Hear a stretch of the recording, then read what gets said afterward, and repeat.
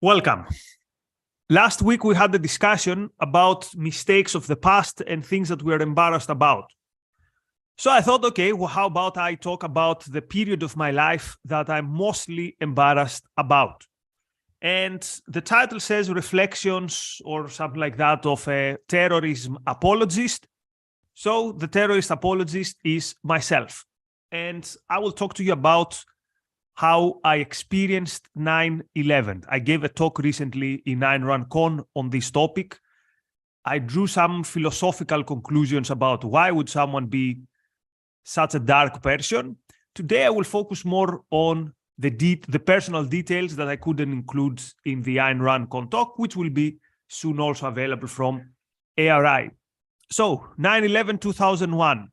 I was 18 years old. I had just finished high school. And I was expecting to begin university. And 9/11, because of the time difference, was taking place in the afternoon in Greece. I was watching live the things unfolding on TV. And the first thing I remember actually was that the Greek pundit, the person who was telling the news, because like everyone, she was completely shocked.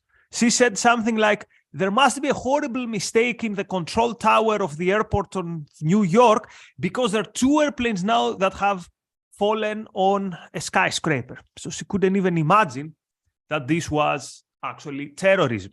Now, I figured out quite early that this was terrorism. And I remember the first comment that I heard by someone in my environment was, "This has Mossad written all over it."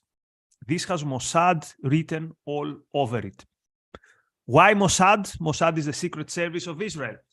Well, we knew that this was something bad, and this was something momentous, something very big. So it was something big and insidious. Who is doing big and insidious things? Obviously, the imperialists.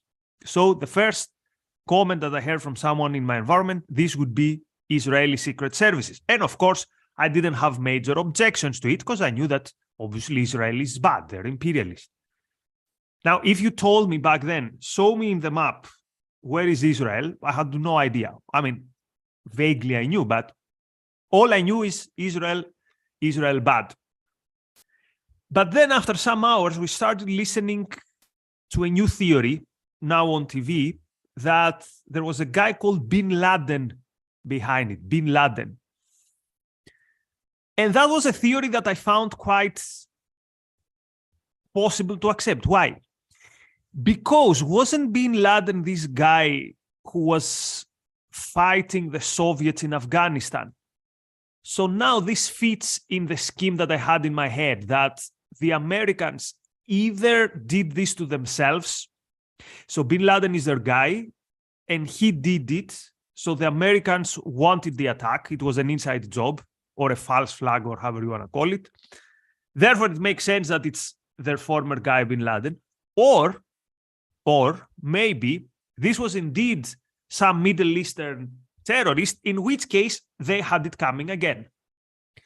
So whether it's an inside job or whether it is someone who turned rogue, a former asset of the Americans who turned rogue, in any case, Americans are the bad guys in this case. So I could see in front of me, literally live, the people jumping from the skyscrapers, the horror. Back then, in the first hours, we couldn't estimate the amount of dead people, but we didn't know. Maybe it was tens of thousands.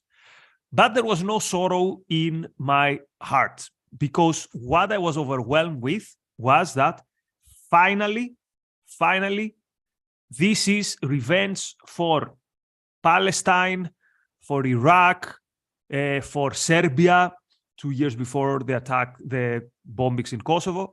So I was such a fanatic that my first reaction was, whoever did it, the Americans had it coming. The Americans had it coming.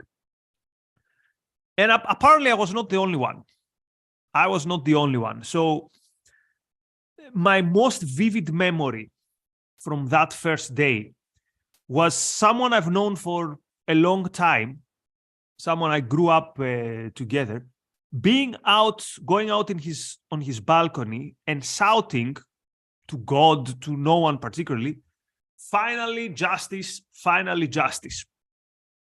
And again, the interesting thing is that guy was not a radical. Like, you could say I was a radical communist, whatever. So that's, you'd expect from a fanatic, you'd expect such takes. But that guy was an average guy. And yet his reaction was, finally, justice.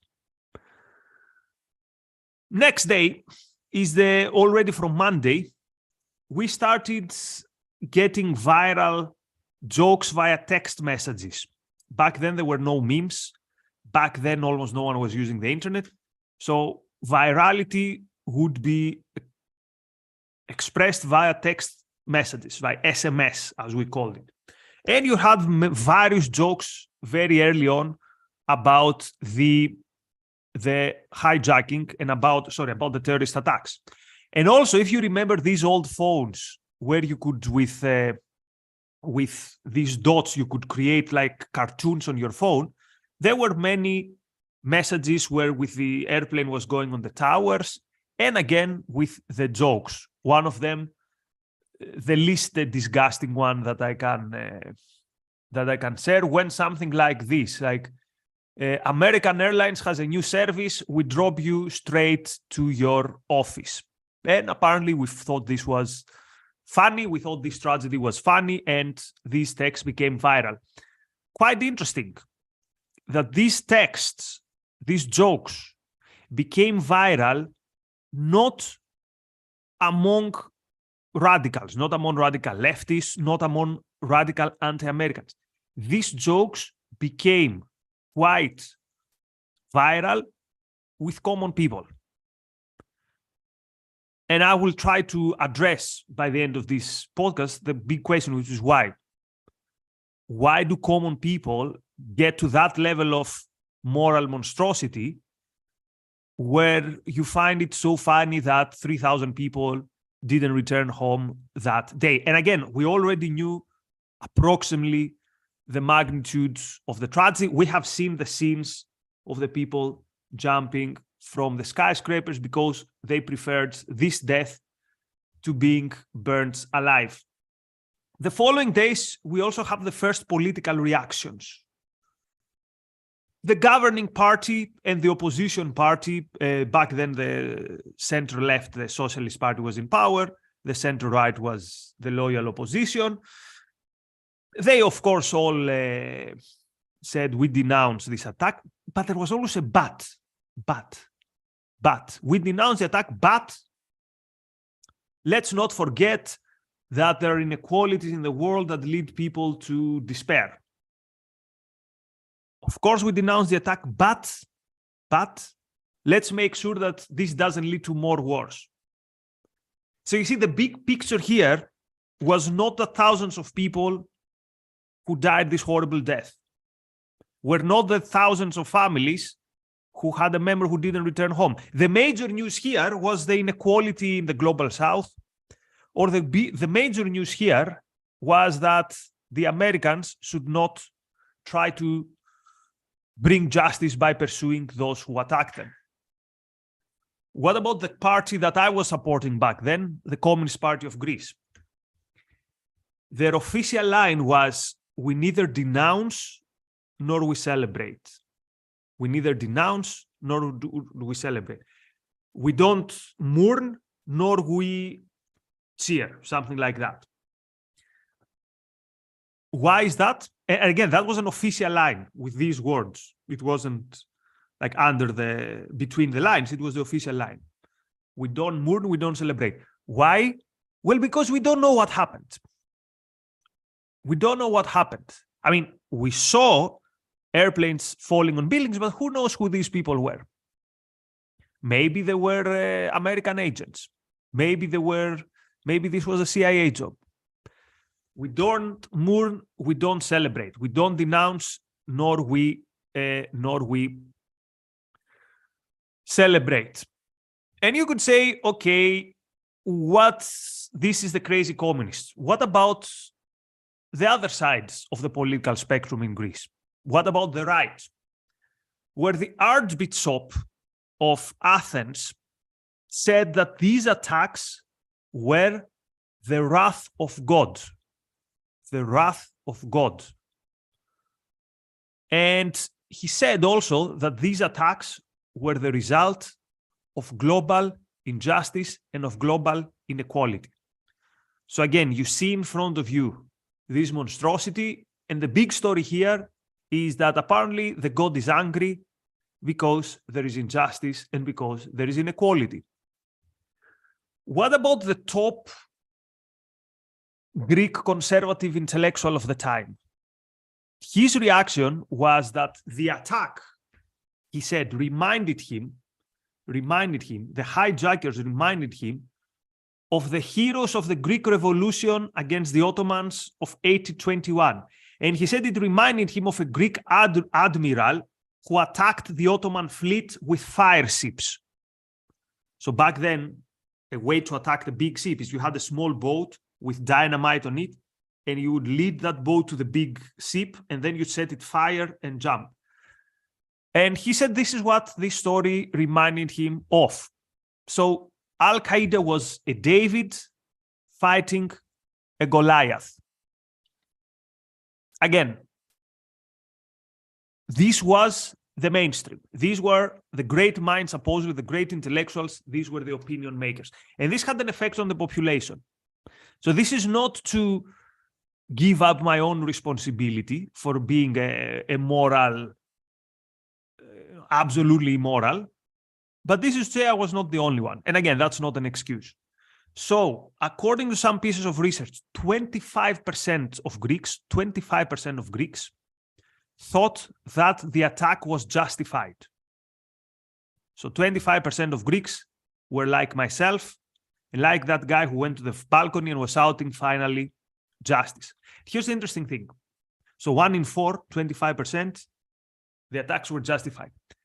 An even bigger percentage, 28%, said that this was an inside job. Now notice that quite often these were the same people. If these were Venn diagrams, they would actually, the one would enter the other. So the same people who think this was a justified attack were the same people who were saying this was an inside job. And I was part of both groups. I thought at the same time that this was an inside job and that it was a justified attack. What does this tell me about these people, or at least about myself? That our only moral compass was hatred. Like, I hate these people. I hate America so much that I don't even care why it happened. If they did it to themselves or whether someone attacked them, I don't care. I know that they're so evil that I wouldn't put beneath them that they did it to themselves, but also I wouldn't be very sad if one of the people who have been exploited by them or suffered, like the Iraqis, the Serbs, the Palestinians, whatever, the Viet Congs, whatever, that this was a revenge for all these people. And also in Greece, when the people were asked, who is a bigger threat, Bin Laden or Bush? Bush was then the president, Bush the younger. So the biggest terrorist the world had ever known, or the president of the United States? Most people thought that the biggest threat was Bush. And only 4% of Greeks said that the United States should take military action against whoever was the perpetrator of the attacks. This was another way of saying the United States should suffer, their civilians should suffer, but they should not they should not have a right to defend themselves. They are second-class people, second-class citizens. And quite soon, any veneer, any pretense that, oh, we're all shocked, and of course we have sympathy for the victims, all this went away. And now it was open anti-Americanism. when it became clear that the United States would take military action against Afghanistan, we were out on the streets, not out of the streets or out on the streets to protest terrorism, out on the streets to protest the United States. And also, another very vivid memory, some days after 9/11, there was a football game in Athens. My team, AK Athens, was playing with Hibernian, a Scottish team, and there was a minute of silence for the victims of the attacks. The minute of silence was not respected by many people in the stadium.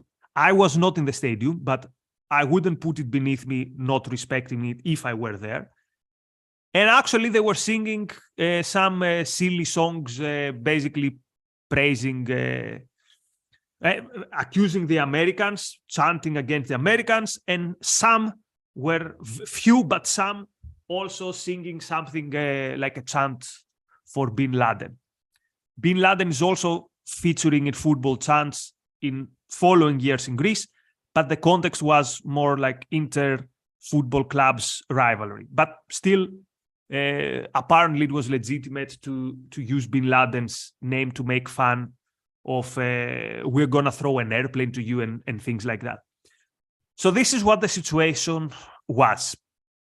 Now, why was this the case? There are many explanations that have been given on why Greece was a country which was at the level basically of Pakistan and Iran when it comes to anti-Americanism. The left hates America for obvious reasons. So it's the capital of capitalism. It's also, there's a lot of historical animosity towards the United States because in the Greek Civil War, 1946, 1949, the Americans helped the other side, not the communists, but the royalists and the, let's say, the bourgeois side.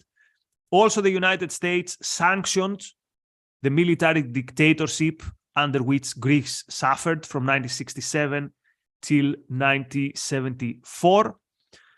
But also the right wing had animosity against the United States because they allowed a NATO member, Turkey, to occupy half of Cyprus.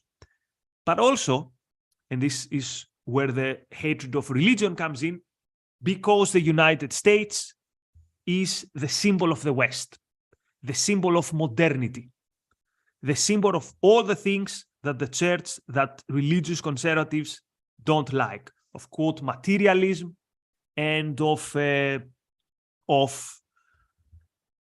concern with happiness here on earth rather than with suffering or with rather than with the things that religion thinks that a virtuous person should do.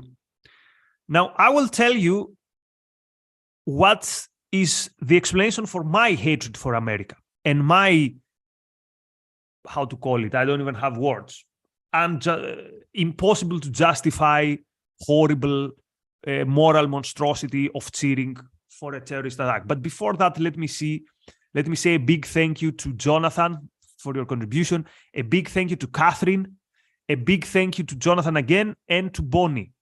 Bonnie says inequality, a vicious anti-individual concept. Yes, indeed. And remember why we mentioned inequality, because for many people, the explanation for the attacks was global inequality. As if someone would say, these people in World Trade Center have more than I have.